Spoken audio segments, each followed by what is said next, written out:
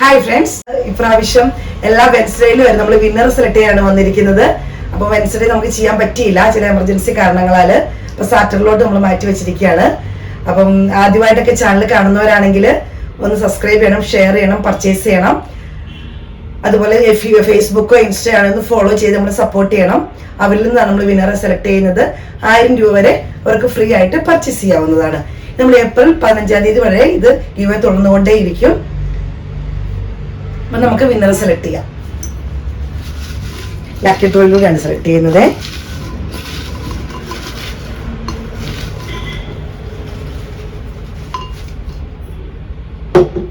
ഈ പ്രാവശ്യം ആരെ കിട്ടിയിരിക്കുന്നത് നോക്കാം.